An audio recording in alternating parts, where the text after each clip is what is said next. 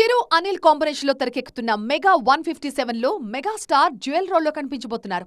ఒక క్యారెక్టర్ అనిల్ మార్ comedy జోన్రాలో entertain చేస్తే మరో క్యారెక్టర్ చిరు స్టైల్ యాక్షన్ మోడ్ లో ఉండబోతోందట.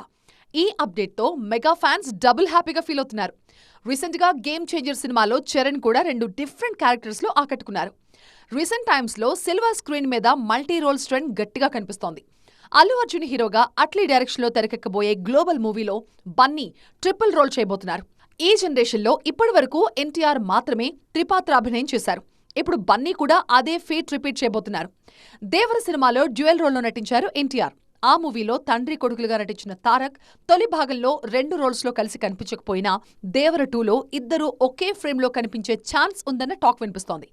డార్లింగ్ ప్రభాస్ కూడా డబుల్ బొనాన్సా ప్లాన్ చేస్తున్నారు. ది రాజాసాబ్ సినిమాలో 2 డిఫరెంట్ లుక్స్ లో కనిపించబోతున్నారు. ఒక క్యారెక్టర్ ఏమో స్టైలిష్ లుక్ లో అద్దరగొడితే, మరో లుక్ లో ఓల్డ్ ఏజ్ రాయల్ అటైర్ లో భయపడుతున్నారు.